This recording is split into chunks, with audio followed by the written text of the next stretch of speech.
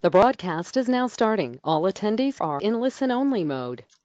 Hi, everyone. My name is Osmite. I will be your facilitator today. I want to thank you all for joining us today for this book talk. ASPA's book talks are generously sponsored by Routledge, and this specific book talk is also endorsed and co-sponsored by our section, Senra and the Greater Houston chapter.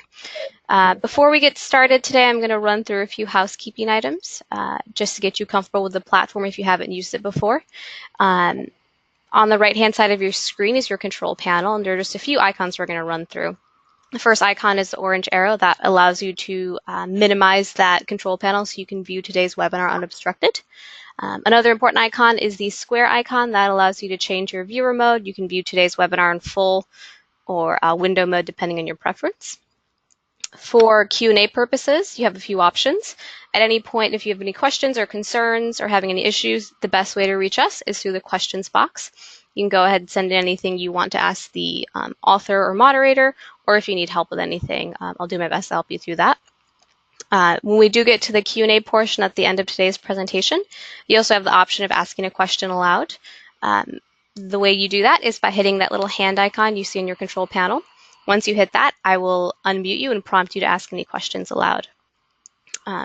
So with all that housekeeping aside, I'm just going to briefly introduce our moderator and author today. Our moderator is Jonathan Fisk with Auburn University. And then our author and speaker today is Sarmistha Majumdar, and she's with Texas Southern University. I'm going to hand it off to you, John, and you can get us started with a quick overview. Well, thank you again for having us, and thank you for all of our participants, especially given that it's so close to Thanksgiving break. I also want to thank ASPA for hosting us here today and for providing us this opportunity to talk about what I believe is a really important issue related to domestic energy production. And so with that in mind, and just so that everybody has a bit of a baseline knowledge about fracking, it's a term that's thrown around a lot in the media and with politicians, but what we're really talking about when it comes to fracking is one piece of the oil and gas industry's toolbox to extract resources from unconventional formations. And so it's typically used with natural gas and shale or oil in tight sands formations. And so when we say fracking, it oftentimes is code for the entire production process, but really what we're talking about is one piece of a larger process that has several steps prior to the actual extraction and several steps after the resources is pulled from the ground. And so what the topic today really is getting at is this idea: the resource has emerged from the ground. What is the importance of that resource to state governments and to equally important to local communities that live with oil and gas development? So they live with the economic benefits related to jobs, related to increased revenues, related to taxes and that sort of thing, but also some of the downsides of development. That could be increased traffic, increased crime, increased pollution, and that sort of thing. And so the book today really does lay out a nice overview of the pros and cons of development. And so with that in mind, I'm going to hand it off to our author today, who's going to give us a really nice overview of the politics of fracking. And so I'm looking forward to a really productive conversation. And with that, the floor is yours. Thanks, John, and also thanks to Asmite. I would like to convey also my thanks to Routledge, the publisher of this book, and to ASPA for providing this platform to share my research on fracking, and to all of you who have joined in to learn about the fracking and the politics behind it and the problems that communities are facing because of their proximity to fracking sites, etc. So the first question that comes to my mind is, like, what made me write these books? And to explain that, I would like to say that I live in the suburbs of Houston, and Houston, as you know, is the energy capital. Here you have the headquarters of nearly all the oil and gas companies, if not the headquarters, just the offices of all the major oil and gas companies in the world, if I'm not mistaken. So oil and gas is very much in the news, and the Houston Chronicle, every day, there is an article on oil and gas. So that is something, that you can't miss. And on Sundays, there is a special section in the newspaper called the Fuel Fix section, and there is a broad discussion on energy production and also fracking.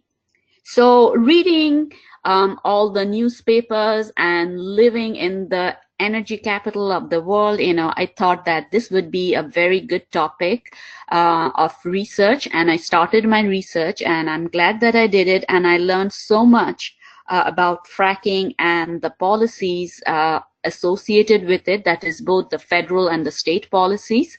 So with that in mind, let's discuss, what fracking is all about. So fracking is actually a short term for hydraulic fracturing. It involves both vertical drilling and then horizontal drilling, as you can see from the slide. And in this drilling process, thousands of gallons of water are injected under heavy pressure, and this water is mixed with tons of sand, and then there are also chemicals that are mixed with it. So when the water mixed with sand and chemicals are pumped vertically down, and then there is horizontal drilling, which helps to pry open the fractures in the sedimentary rocks. And when that is done, the oil and gas that's trapped in the sedimentary rocks thousands of feet below the ground, they find an escape, and that's how oil and gas is captured from the drilling site, and then it is shipped by pipelines, and if pipelines are not available, by special trucks to the various refineries and also to the ports. And also, if you know that since 2007, the United States is one of the largest producer of natural gas, and it's exported to Mexico and to various countries in South America, to Europe, and even to Asia. And from 2018 August onwards, the United States has become the largest producer of crude oil, exceeding the production of Russia. So right now we are the largest producer of oil and natural gas in the world, and fracking is partly to be thanked for attaining that status. Now, let's look at some of the shale plays of the United States where fracking is done. And you can see that it stretches from the east coast to the west coast. And then also you have in the southern states, especially Texas and Louisiana, where there is, large stretches of shale formations where fracking is done. And then also in North Dakota, Wyoming, and Montana, that side, there is fracking. And again, towards the west, there is fracking in New Mexico, and then a small part of Arizona, and of course in the state of California.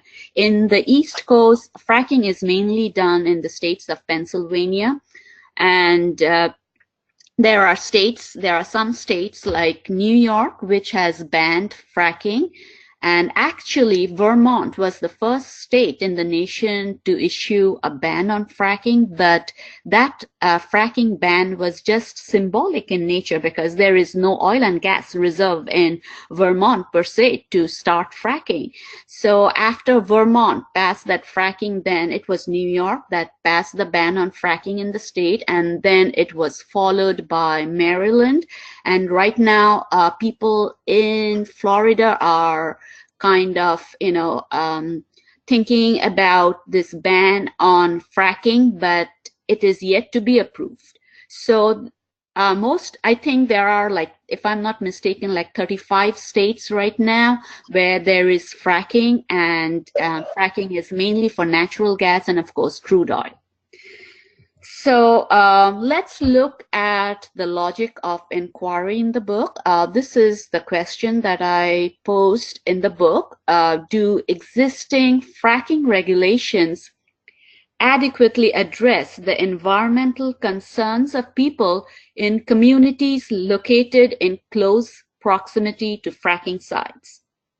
So in order to answer the questions, what I looked at is the concept of environmental federalism, how it has impacted the existing regulations on fracking at the federal and the state levels of government, and to be more precise, in the state of Texas, because that's where, like fracking kind of gained a lot of publicity and it expanded, and then from Texas, fracking spread to other parts of the nation. Then, I looked at the agencies that are responsible for implementation of existing regulations on fracking in the state of Texas, and I'm going to talk a little bit about it in this webinar. I looked at the environmental impacts of fracking and how these environmental impacts have affected the communities where there is fracking within the city limits or even outside the city limits. So in order to discuss, the communities, how communities have responded, I have, looked at 4 communities in the state of Texas, 2 in the Garnered Shale, and then 1 actually Denton, Irving, in the Barnett Shale, Carrizo Spring in Eagleford, and then there is another one in Fort Worth, which is the 3rd one in Barnett Shale, and I have discussed their environmental concerns, etc., and how the locals have reacted, and then how the oil and gas companies have responded to the community opposition.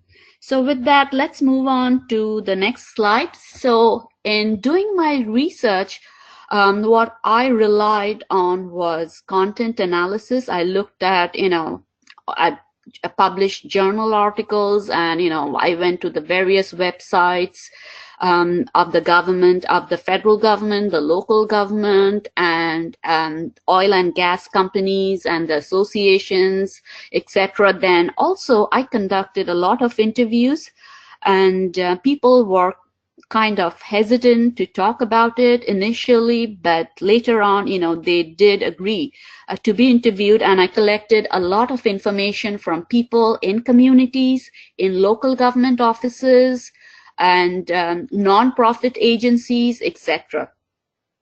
So that's my source of information for this book. And then let's talk about some of the environmental impacts on fracking and the federal regulations associated with it. And due to time constraints, I will not be able to cover the state regulations because, it needs a lot of detailed discussions. Then there are also the community responses that I will be responding and I will be talking about. So in the state of Texas, oil and gas production occupies a special position in the economy. And if you look at the graphs, you can see how it had increased from 2006 onwards to 2016, close to 2016, and actually the boom period of fracking was from 2013 to 2015. And after 2015, with the decline in oil and gas prices, it kind of, fracking started a downward trend. Same thing with the oil and, the tax and revenue collection. You would see that, it went through several peaks and valleys during the time period of 2007 to 2016.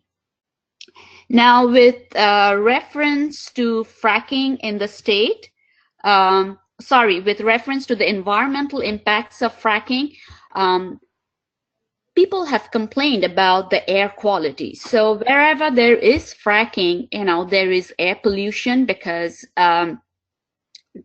there is a flaring or venting. So that means, the methane gas that comes out during the fracking process, some of it is vented out and flared.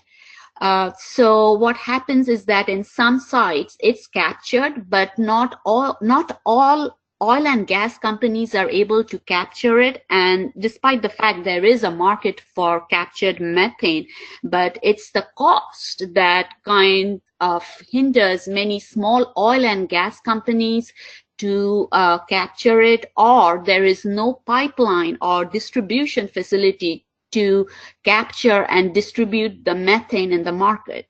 Then again, there is the case of trucks idling near fracking sites, and they also contribute to a lot of air pollution in that area because of the emissions from the diesel pumps. And then, there are leakages and accidents at the fracking sites, which adds to the pollution, and also some of the chemicals that are used in the fracking process, some of it evaporates in the air, or it gets, mixed in the air particles.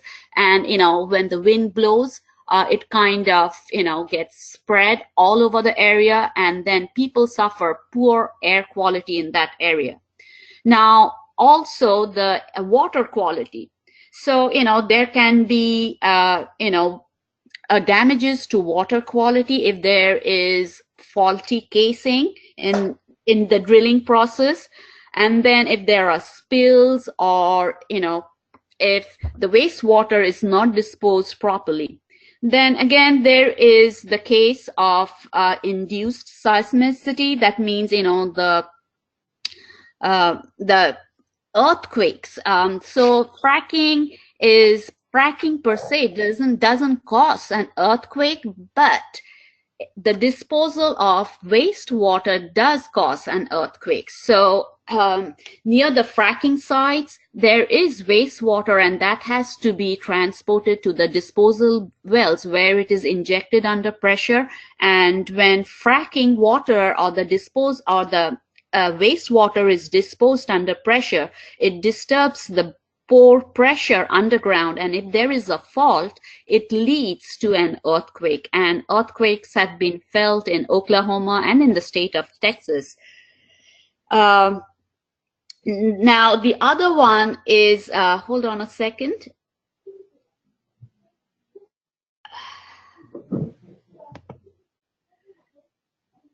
Sorry, just a minute. I kind of lost the connection somehow. Oh, Sarmistha, if you just want to go ahead and click into the screen, I think maybe I hit my arrow key. Nope. If not, just let me know and I can advance the slides for you. Just say next slide whenever you're ready. Yes, I'm just, okay. Sorry about that. I'm just, getting in. Okay.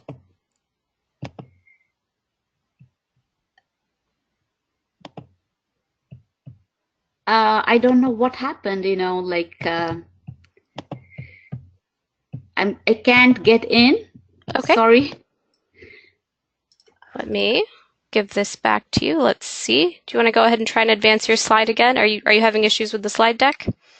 I cannot, it's like I can't get into the webinar thing. Hold on a second. Sure. Okay. If you minimize your browser, you can see if there's a little sort of flower icon on your toolbar at the bottom or on the side. That should reopen it for you. If you click that, it should reopen it. I'm not sure if you're seeing it. I got it back. Yes. Okay. Sorry about that. No problem. Okay. So, with all the environmental impacts of fracking and how people have responded to it and how the local government and the state government have reacted to it, I came up with a logic model, and in which I have tried to discuss, the resources that are required in the fracking process, the activities concerned, and then the products, and who are the customers of the products of fracking, and how it impacts the environment, etc., and what are the outcomes. So this logic model, kind of tries to capture some of the essential elements of the fracking process and its impact on the economy, on the politics, etc. So going to the next slide. What are the factors that affect the federal regulations on fracking? So to begin with, it's the political climate that affects regulations. By politics, I mean the nation's commitment to energy independence, and also it's the nation's pursuit of geopolitical influence that also affects the federal regulations of fracking. And I told you that right now, United States is the largest producer of crude oil and natural gas. And again, it's the political climate that made it possible for the nation to attain this status. Now let's look at the economic prospect. Fracking has been credited for the creation of jobs. Lots of jobs have been created as a result of fracking in all the different states, and they have added to the local economies, the state economy, and also the national economy. So, and then there is lobbying by oil and gas. Millions of dollars have been spent by the lobbyists of oil and gas companies to lobby the federal government and the state government. Now, what about commitment to environmental protection? Again, that plays a very important role in federal regulations. So sometimes it depends, it depends like who is in power. Okay, so like when President Obama was in power, so under his administration, the window of opportunity was open, and a lot of regulations, environmental friendly regulations, were kind of introduced, etc. Now, under the current administration, some of those regulations have been, or laws or rules have been revoked, and there is now little or no regulations on some of the things like like release of methane at fracking sites, and other pipeline constructions, etc., has been opened up. So there is less commitment to environmental protection. So it depends, whether we have the Democrats in power or whether Republicans in power, and that affects again the federal regulations or the federal government's commitment to environmental protection. Next slide. So what are the federal regulations and exemptions on fracking? So to begin with, the National Environmental Policy Act, fracking is exempt from it. If you look at the Clean Air Act, again, fracking is exempt from it because the oil and gas drilling sites, they do not emit like the smaller sites, they do not emit more than 25 tons of pollutants, and under the law, if I'm not mistaken, you have to have a certain number of pollutants to be released in order to be in order to come under this Clean Air Act. Then only you will be regulated. So again, Safe Drinking Water Act, there is exemption for fracking under the Halliburton loophole, and then under the Clean Water Act, fracking is exempted. Under the CERCLA, once again, fracking is exempted, and even under the RCRA, fracking is exempted, and also under the Endangered Species Act, fracking is exempted. So even though we have all these regulations, but fracking is exempt from it because of its unconventional nature. Like oil and gas drilling is subject to all these federal regulations. It is only fracking which is, a part of the drilling technology that is exempt from all these fracking regulations. Next slide. So, as I said, I focused on fracking in the state of Texas because that's where fracking was advanced and improved upon by George Mitchell in 1997. And actually, fracking is not a new technology. Fracking first started in Pennsylvania in the 1860s. And at that time, the gunpowder was used to fracture the rocks, and from the fractured rocks, the oil and gas would escape. So it was not a very cost-efficient technology at that time. So what had happened was that the federal government offered a tax credit to oil and gas companies, and a small oil and gas company owned by George Mitchell in the state of Texas, they wanted to avail that tax credit from the federal government, and they started, doing all kinds of experiments with this technology, and they stumbled upon the right amount of pressure and the mixture of fluids that helped to fracture the sedimentary rocks thousands of feet below and release the oil and gas from it. So the fracking technology was advanced and improved in the state of Texas, and from state of Texas it has then spread to many other states. So that's why I need to talk about oil and gas production's history in the state of Texas. So in 1866, the first oil well was drilled in Nacogdoches in East Texas, and then in 1894, oil was found in Corsicana, which is very close to Dallas. And then in 1901, oil and gas drilling using the vertical or the traditional technology was drilled from this spindle top, which is very famous because it spewed oil hundreds of feet into the air and attracted a lot of oil and gas companies from various parts of the nation to come and extract this resource. And this spindle top oil field is very close to Houston. It's just north of Houston.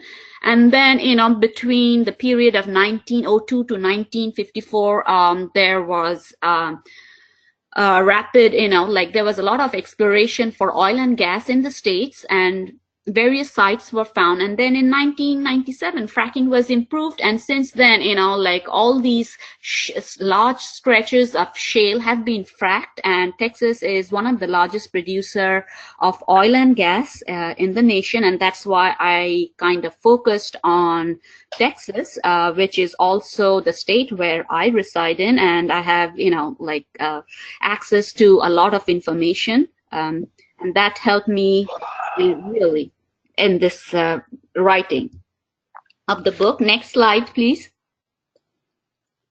Now, what about fracking? How do people feel about fracking in the state of Texas? So an opinion poll was conducted by University of Texas in 2016, and I have provided you with the statistics.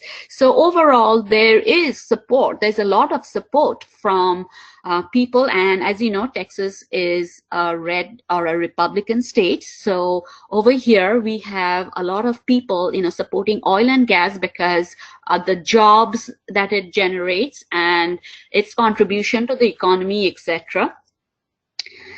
Next slide, please. So if you look at energy production from fracking in the state, you can see, that it has been going up. And as I said, like 2013 and 2014 was the peak period of fracking in the states, and lots of oil and natural gas was produced in the state. And natural gas, as I mentioned, it's being exported since 2017. And it has added, it has really helped the local economies, like pockets of local economy in the state, and also the overall state economy. Next slide. Now, what are the factors that affect the state regulations? Again, Texas has a long history of oil and gas drilling. It is very friendly to the oil and gas industry because, the contributions of oil and gas. Then course, there is the politics and culture also that plays an important role. As I said, Texas is a red state, and studies have shown that Republicans, and studies and opinion polls have shown that Republicans are more in support of fracking than the Democrats, etc. So politics play a very important role. And again, the culture of the state, which is, the traditionalist and the individualist culture of the state that helps to promote fracking, and then the economics, the contribution. There is lobbying by oil and gas, and then the leadership that's in place, it helps to promote oil and gas, and of course the education of the people, that again plays an important role in support or lack of support for fracking. And right now, based on the educational attainment of the population and the contribution it makes to the economy, people are very supportive of fracking in the state. Okay, so but there are pockets where there are opposition, and that's the focus of my book. Next slide, please. So in Texas, the Texas Railroad Commission, it regulates oil and gas industry. So even though it's called the Railroad Commission, but it needs a name change down the road or very soon. It does regulate the energy sector. Then there is the Texas Commission on Environmental Quality, and that kind of regulates the air quality and the surface water, which plays an important role in the fracking process. Next slide, please.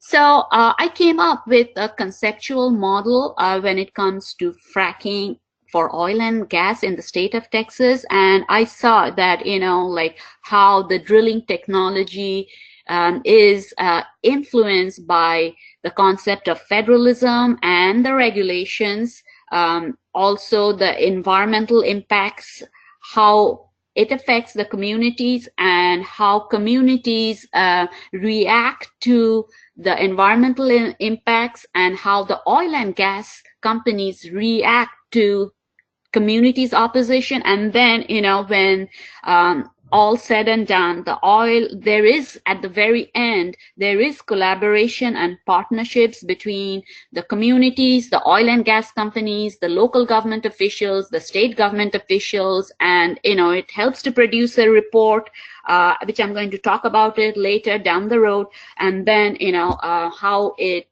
impacts the whole, the whole energy industry and public's welfare when it comes to fracking in the state.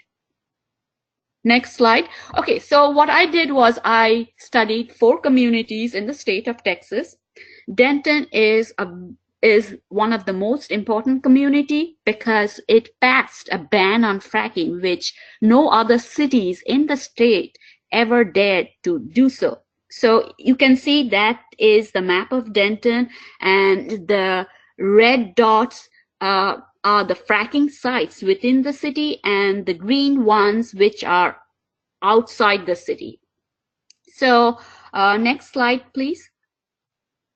So what happens is that, like once fracking started within the city, there are all these residential developments. This is the picture that I took when I visited the site, and this is a new residential development. And as you see, as you enter this subdivision, you can see that there is fracking going on just opposite the houses. And, also fracking, you can see the storage tanks for the natural gas over there. So there is fracking going on opposite to the front door, to the front of the houses, and also behind the back, in the backyard of the houses. So, that is something that people in Denton really disliked.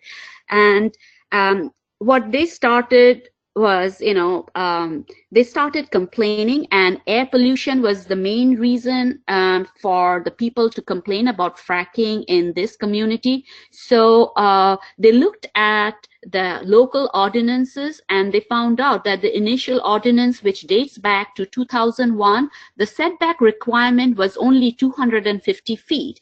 Now, people didn't bother that much at that time period, because fracking wasn't taking inside the city limits. So once fracking started within the city limits, they wanted to change that setback requirements to 1,200 feet, and they were able to do that. But then again, in 2014, I think it was again changed back to 1,000 feet after the ban on fracking was repealed. Next slide, please.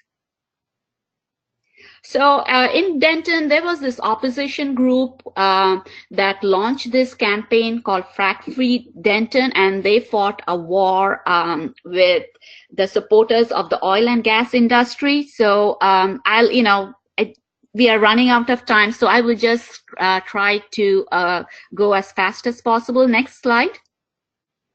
So there was this Denton's taxpayers for a strong economy. They were supporting fracking. So there was, a big conflict between the Denton or the Drilling Awareness Group of Denton, which launched the Frack Free Denton movement, and then, this group. So I use the advocacy coalition model to understand a change in the local government's laws when it comes to fracking. And next slide, please. And Denton, passed a ban on fracking in 2014, but then the next year, early next year, the fracking ban was repealed, and the state passed the House Bill 40, whereby the local governments were preempted from their authority to pass a ban on fracking because first, the local governments were under the state government was under pressure from the local governments, from the oil and gas industry to make a change in the local ordinances. So they passed that House bill, and also so that no other cities in the state of Texas can ever pass a ban on fracking when the oil and gas company have already invested so much in the communities. So that led to that HB 40. The next one is, okay, next slide. The next site that I visited and I studied and I interviewed people over here was Irving, Texas. This city, the city of Irving, Texas, which lies very close to Dallas, it was affected by earthquakes from 2008 to 2015. So it had, swarms of earthquake that struck this city, and people got fed up, and they wanted a change in the laws on disposal or injection of wastewater into underground storage wells. Next slide, please. So you can see, that swarm of fracking, and that affected Irving, that area, and then it led to collapse of walls, it led to foundation cracks, and the people demanded that the oil and gas companies should compensate us for the damages, and the oil and gas companies denied that there was a link between fracking and earthquakes. Okay, and the Texas Railroad Commission's regulatory officials sided with the oil and gas companies, and they wanted strong evidence from the scientific study suggesting a link between the two. Next slide. So it led to an opposition group, which was called the Irving Impact Group, and they launched their fight against the disposal of wastewater into the underground storage wells. And then what happened was that the state, as I said, denied the existence of a link, but they made a change in that well location policy. So they said that all the new wells that are going to be, the underground storage wells that are going to be built, the oil and gas companies should study the geologic structure of that region 100 miles within the 100 miles radius to see whether that area is susceptible to earthquakes or not. The next slide, please.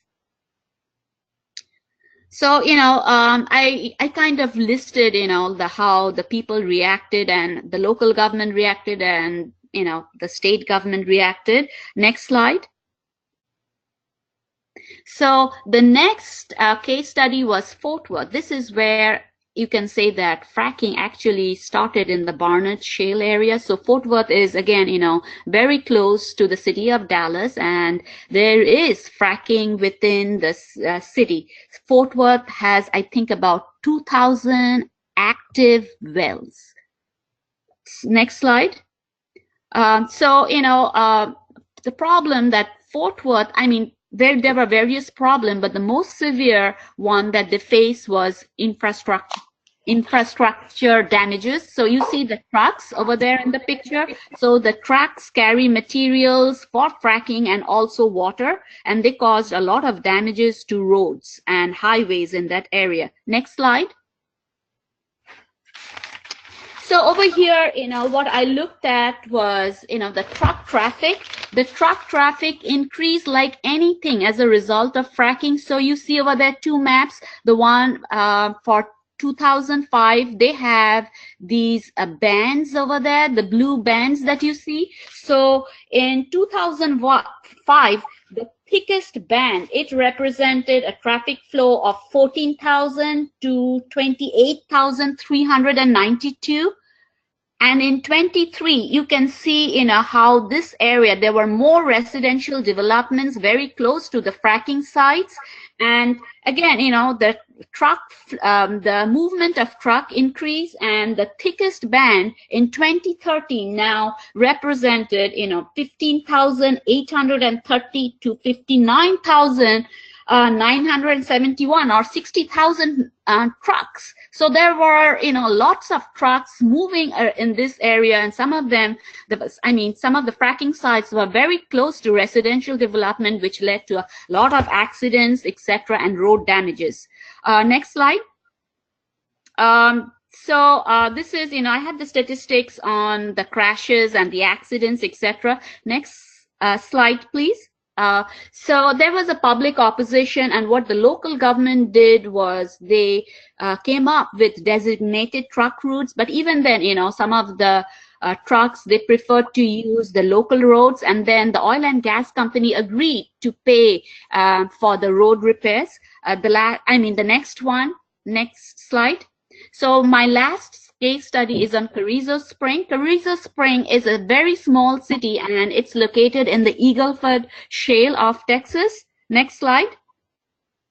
So what happened was that, when fracking picked up, when fracking picked up in the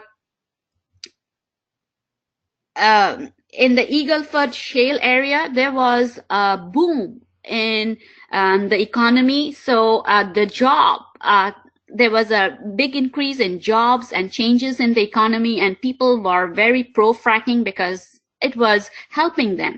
So next slide. So fracking, this area is a very arid area, the Eagleford Shale area. So groundwater was used in fracking, and Dimmitt County, where Carrizo Spring is located, supplied the groundwater, and there is no limit on groundwater consumption. Next slide. So, people complained. It was especially the farmers and the ranchers who complained about the high consumption of groundwater for fracking, because they saw a decline in the wells. So they launched a complaint, but the rest of the people, they didn't complain that much because they were benefiting from the jobs. Next slide. So, the opposition was moderate, and let's look at the response of the oil and gas companies. So the oil and gas companies, they use the non-profit organizations to build the community relations. Next slide. So, let's talk about three main organizations that play a very active role. This is the Texas Oil and Gas Association, or TEXOGA. They partner with the National Oil and Gas Associations, and they look at the regulations, etc., in the state, and distribute statistics on oil and gas production. Then there is this Barnett Shale Education Council, which uses a traditional approach in building community relation. They use face-to-face meetings, conducts rig tours to allay the fears of local people that frack, and they try to spread the message that fracking is safe, and they also conduct the polls. And then there is the Texans for Natural Gas group, which uses social media to communicate information on people and build support for fracking in the state. Next one. So I think, what we need to do is that we need to balance the private interests with the public interest in the state. So I have come up with, some of the strategies to do with it. This is some of my recommendations. And, I wish I could discuss more, but because of time constraints, I need to come to an end, and I'm ready to answer the questions. Great, thank you, Sarmistha. So we don't have any audience questions just yet, just a few thank yous and great presentation. I wanted to give Jonathan time for you two to sort of have a discussion and talk through a bit of the content. Sure. Sure. And again, if anybody in the audience does have a question, please do send it our way. I'd much rather hear from you all than to go through a list of questions that at least I think would be interesting. So again, please do send questions in, even if something just pops into your mind over the next minute or two. With that in mind, I do have a handful of prepared questions, and so I'll just go ahead and start with one that we've kind of hinted at over the course of this presentation, and that's really what's next in the politics of fracking. We've gone through midterm elections. We have a presidential election staring us down in a couple of years. We have state legislatures that have changed. So what's next? What are these debates going to look like in 2020 and even beyond that? Yes, this is a very interesting question and an important one, because things are going to change, as we said, with the change in administration, there will be changes in policies at the federal level, and also at the state government level. The communities, they need to kind of pressure the state government to bring about the changes, because in most states the local governments do not have much authority to make changes in their local regulations. They can use the local ordinances. So they have used the local ordinances to cut back on several kinds of pollutions, like light pollution, noise pollution, etc. But there are other important pollutions that need to be cut back. For example, air pollution and traffic congestion. So we need to have that pressure from the community members to bring about the changes at the state level, and also there should be all these environmental groups and the community groups collaborating to bring about changes at the federal government, because without public participation and pressure, we will not see any changes in the federal regulations, because lobbying by oil and gas industry is very intense, and other organizations, etc., they do not have the resources to match with that of the lobbyists of oil and gas. An interesting theme that really emerged from your talk today, and also the larger book project, is this role of local governments. So local governments are on the front lines of both the risks and the rewards of expanded oil and gas development. What are some of the lessons that you've learned from your research, from your book, that we can take away from this project? So I guess, if we wanted to, if I boiled that down to a question, what lessons can we take away from the communities that you profiled today?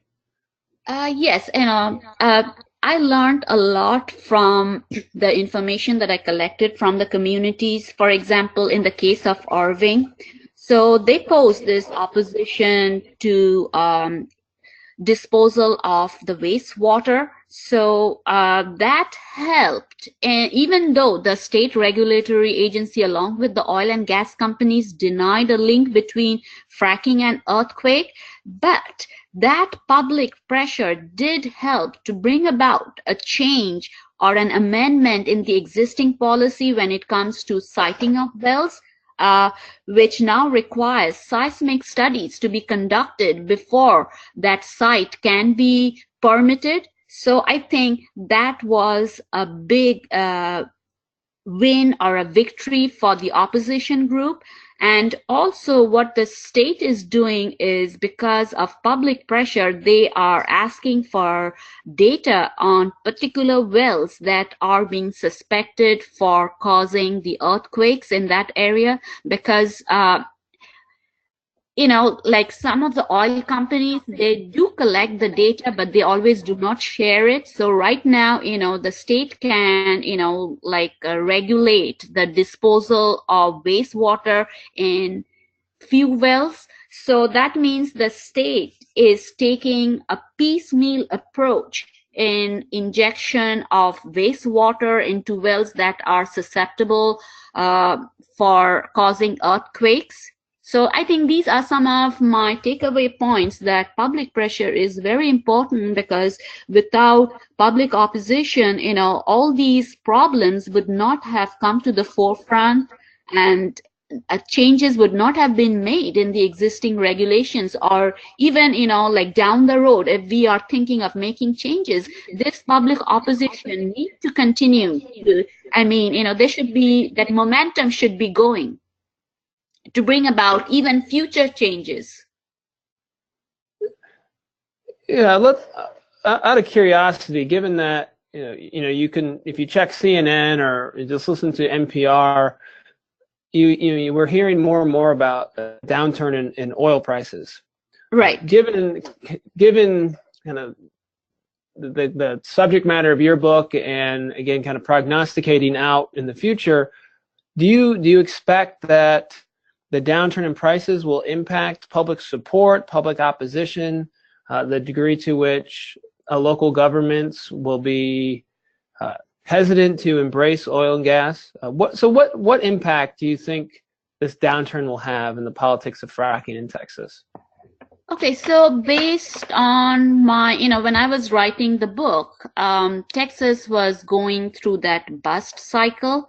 So what had happened was that as the demand for oil and gas declined with the, with the lowering of price in oil and gas, fracking also saw a decline, because many small oil and gas businesses, they couldn't operate any longer. They borrowed money from the banks and they had to give back, and oil and gas prices were so low, so production was not profitable. So they just went out of business, or they were brought over by the larger companies. So what the fluctuations in oil and gas prices would do is it would attract more small and oil gas companies to come and play a role during the boom period, and during the bust period, they will be either consolidated with the larger ones, or they will simply file for bankruptcy. So fracking will continue. So it would be mainly done, conducted by the larger oil and gas companies that have the resources, and there will be more competition among the local and the smaller oil and gas companies. So it will continue. It would be, the volume will be adjusted depending upon the boom and the bust cycle. So whichever it's going to focus on the cycle that it is currently in and adjust its production. Speaking of kind of booms and busts, and that's one of the toughest things I think to, at least for me, to wrap my head around. And how do you plan for something you know is going to boom and bust? So with that theme in mind, what surprised you doing this research? And a follow up to that, especially for any of the students that are listening in, what questions emerged from your research that you were unable to answer, you were unable to really dig into, and that would be ripe for future research going forward? Yes, the overarching question that I can think about, like throughout my writing process is, how do you balance private interests with public interests? Because while doing my research, I saw that the regulatory agencies being captured by oil and gas industry. So they have, like all these lobbying groups that kind of make sure that no new regulations are introduced. And they always use the economy as a big example, that how they threaten the state that it's going to have economic effects, and lots of people would lose their jobs and the revenue from oil and gas would go down. So they always use that as an excuse to stop the introduction of any stringent regulations, and they make sure that existing regulations are not made more stringent in the long run. So that's what's going to happen. And then this question arises, if that is the case, then how do we, balance, how do we look out for the welfare of the people? Because, we all like the low prices in gas and oil. It helps to save us a lot of money. But in the long run, what about the people who are living close to the fracking sites? How can, we can make these oil and gas companies to internalize the social costs of production? That's the big question. Again, it brings in the question of business ethics, because every business has a social responsibility. So that applies to the oil and gas companies. How can they, minimize their impacts? Because even though there are technologies that help to cut back on the environmental impacts, but the small companies, they are not able to tap into that technology because of the expenses involved, then in that case, the state government needs to step in and provide some kind of incentives and financial support, if I may say so, and if that is required, for all oil and gas companies to invest in the technology that can minimize the environmental impact. So there should be more collaboration and partnerships, not only with oil and gas company people and community opposition leaders and local government and state government leaders. Bring in the other people, the academics, the people in the academia and other experts in the field, and let's have like a way out where we can minimize. Everybody takes in the responsibility of sharing in the cost when, everyone is benefiting from it. So also, we need to share, we need to do our part, sharing the cost for minimizing the environmental impacts of fracking. So if I could interject, we're almost to the end, but if you have a few more minutes, we have a few questions that we can have you answer from the audience. If you just want to stay on the line for about 5 more minutes, if that's okay. That's fine. Okay, so we've gotten a few questions talking about, can you talk more about why you chose the ACF over other policy frameworks for this study? Okay, so I chose the ACF because it kind of really fitted into Denton's case. I saw 2 coalition groups, the Frack Free Denton and, the Denton Taxpayers Group. So they were 2 groups, and as I didn't have the time to discuss. The Denton Taxpayers Group was a very, what should I say, a weak group when in terms of leadership, but they had, like the financial resources that Frack Free Denton Group didn't have it. So there was some kind, of a, what should I say, some kind of a conflict between the two groups. And then, they both of them decided that let's come to a let's come to a solution, as if I may say so, whether to continue fracking or not through the process of voting. And that's when, the city residents of Denton voted in favor of the fracking ban, and the other group, kind of lost their support. But the oil and gas industry, they jumped in and put pressure on the state government, that that the local government cannot take away people's property, like people's right to revenue if they're allowing fracking in their properties without compensation. Okay, so then a lot of discussion started, and the state passed the HB 40. So everything fitted very much within the frame of that ACF model, and it requires like one of the requirements is that it needs at least 10 years of 10 years of discussion, etc. And I can see that the whole thing picking up steam over more than 10 years, and it resulted in a huge opposition when people couldn't stand it any longer and wanted, found out that local ordinances are insufficient and voting was the only way to go and put an end to fracking. And it all fitted into the ACF model over any other model. And I'd be happy to know if there are any other suggestions on model that could have really explained the Denton's case.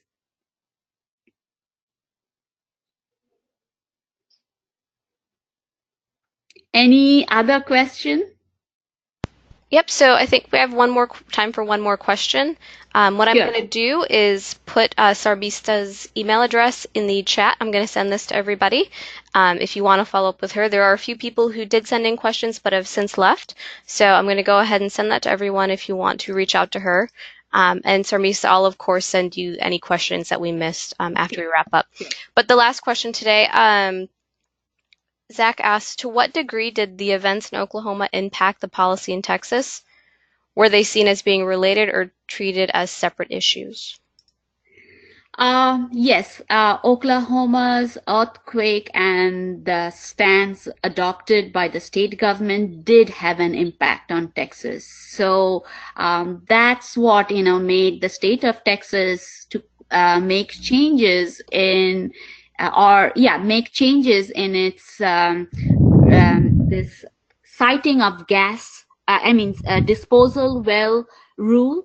So it led, previously, as I said, the state denied any kind of a link between fracking and earthquakes. And after the state of Oklahoma, made changes in its regulations, I think Texas kind of agreed to make changes, and it did make a change in that siting of disposal wells, new disposal wells. If it didn't apply to, it didn't make any changes to the old wells, that means it didn't call for non-use of those wells that were closest to fault lines, but it required that no new wells should be built near the fault lines. So it did have an impact.